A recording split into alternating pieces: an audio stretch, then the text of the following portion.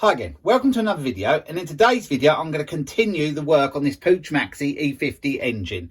In the last part I stripped everything down and I got, so the casings were totally stripped down, and in between times I've cleaned them right up. They've come up quite nice. That's the bottom part. I've cleaned the inside as well, and that's the top part. You can see that looks really nice. So my job now is to take the old bearings off of the crank and fit new ones, and to take the old bearings off of the gearing and fit new ones on that. So we'll get on with that now. So now I'm going to pull these bearings off of the gear cog. So firstly I need to take them two clips off that hold the front sprocket on.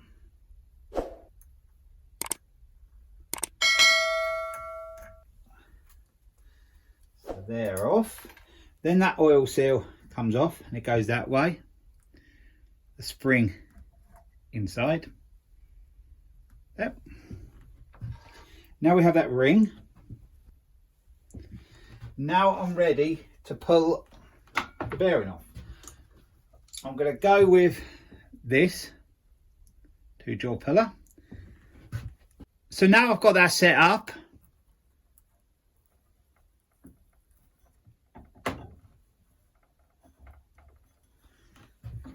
It's on there pretty tight.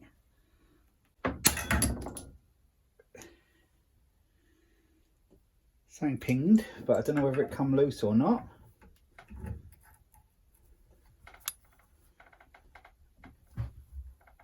I think it's coming. Yeah, it's coming. Pretty tight.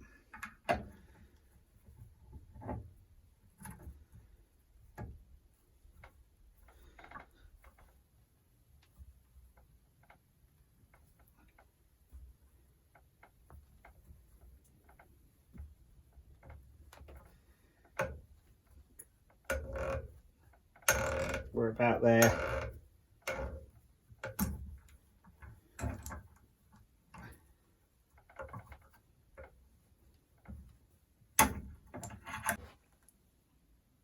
There we go, that's off. And there is a circlip lower there. I'll probably just take that off because I might have to just wrap some rag around that to hold that part in the vise while I take the other side one off. So now I have the puller set up, so we'll be doing this the same way.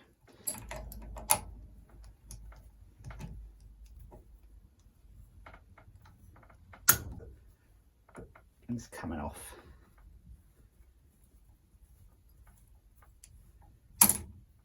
There we have it. That's all off now. So now the bearings are off, what I'm going to do is going to put that to the side at the moment, and then I'm going to get the crank to get the bearings off of the crank. When I was stripping down the engine, that bush there where the clutch drum runs on, I couldn't get that off. It's moving up and down, but it won't go over that bit there where there was a circlip. So I'm going to see if this little puller will pull it off, and then I'll have a look at it afterwards.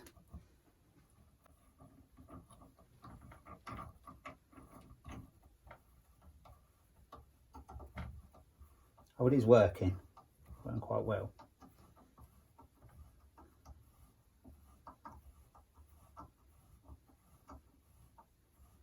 I think it could be catching on where the key fits into. But anyway, we have that off. There we go, so that's off. So now we can take the bearing off. We have just got a washer under there as well, so I'll just put that underneath the bush so I know how that goes.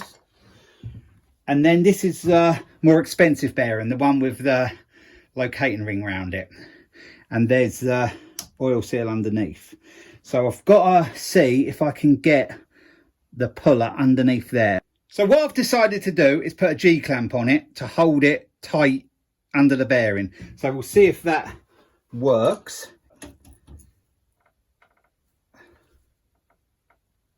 I think it's gone.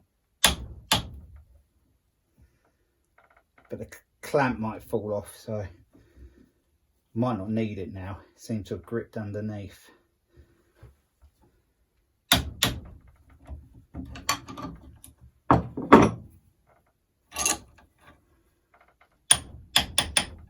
think it's coming.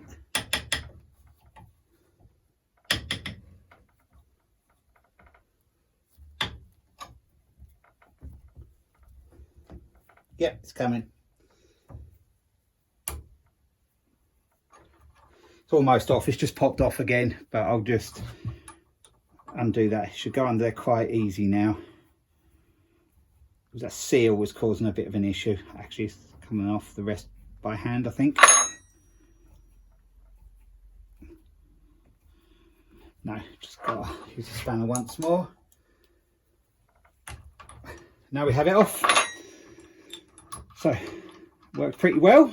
Got the bearing there, and that's where that locating ring fits in, and that goes that way up. But you know, because that's how it fits into the casing. Now we have the oil seal.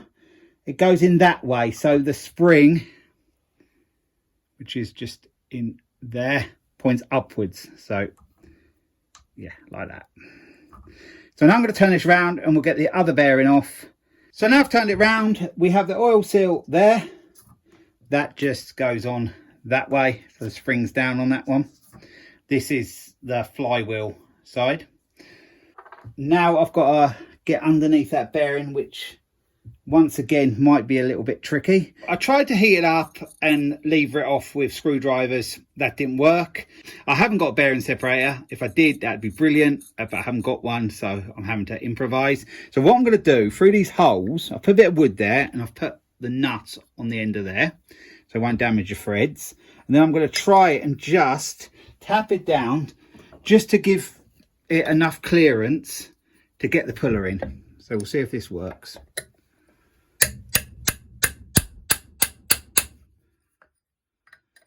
There is 2 holes in there that I can work with, so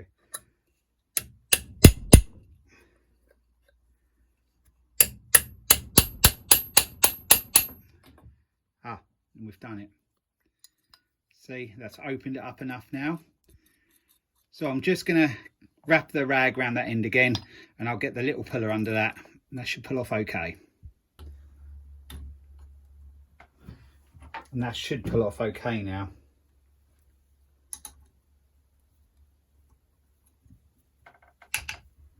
Yeah, it's coming off nicely.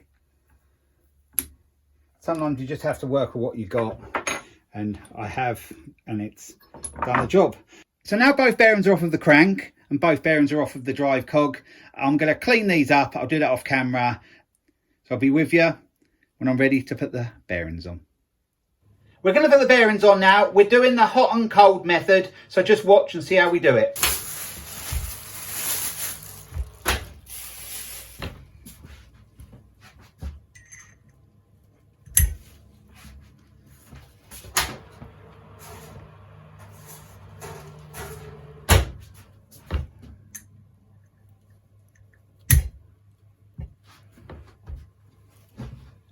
Now that worked brilliantly. So we'll do the crank now.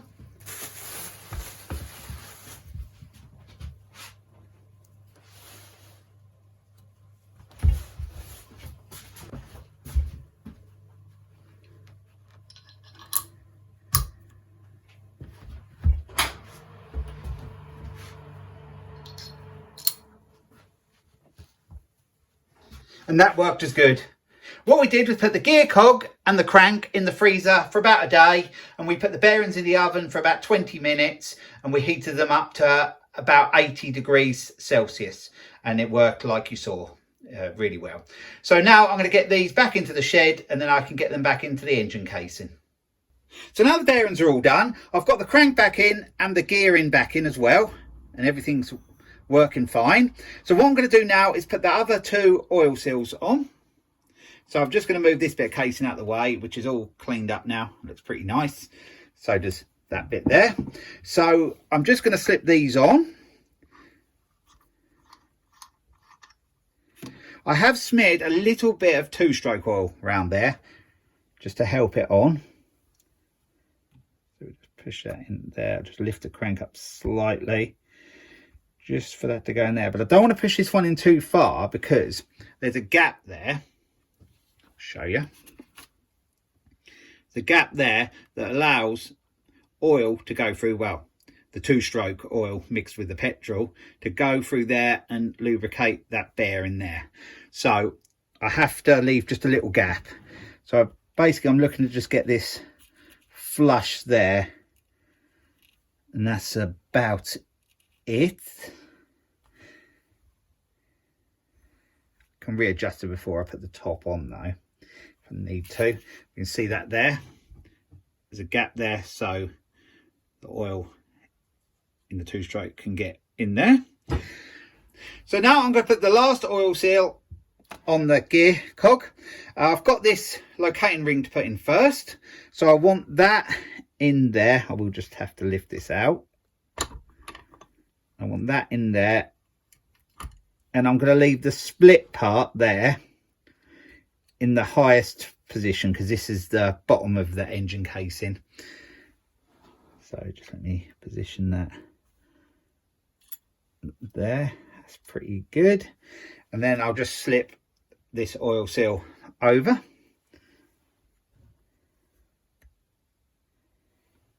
Watching the spring doesn't pop off the oil seal, but I think we're going to be all right. Yep, we'll be good there. So that's in as well. And I did the same with that one. I did lubricate the shaft with a bit of 2-stroke oil first to help that slip on. But that's all good now. So them two are in position. And everything seems to be working good. So now the crank is back in and the gearing is back in, I want to use this liquid gasket so I can join the two parts of the engine casing back together. So I'm just going to go around the edge with this, then I'm going to leave it for about 10 minutes between and then put the other part onto this. So you can watch me in fast speed just put this round. I don't need much, so I'll just go around there and put a thin sort of line round there. So I'll get on with that now.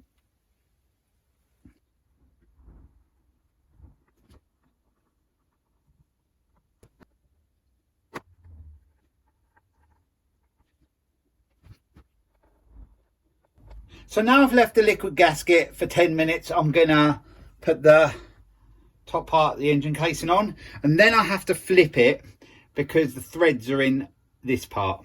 So I'll have to flip it over to put the bolts through from underneath. Let's get this in place first. It should go on okay. It's just that locating ring is a little bit out there, but I think it'll go okay. Let's go for it. Yeah, it's gone over there okay. Just see what's fitting like that side. It looks pretty good. So what I'm going to do is flip it over now, and then I'm going to get all the bolts back in. Firstly with a flat end screwdriver, and then I've got to torque them up then. So what I'll do, I'll put you on fast speed to watch me put these in.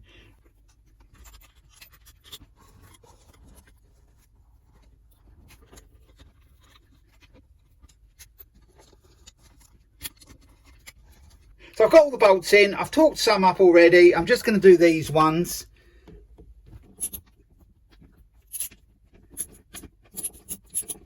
So now the bolts are torqued up and we have the engine back together. You can see all the gasket stuff has oozed out the side. Not too much. What I'll do is let that dry and then just cut it off with a blade. But I didn't overdo it too much. It's easy to overdo it with that gasket maker stuff, but that looks fine to me. So now the engine block is all back together, I'm going to leave the video here. In the next part, I'll put all the other bits and pieces back on the engine, and then we can perhaps go for a bench startup. So I hope you've enjoyed this part, and I'll be along with the next part soon. So thanks for watching.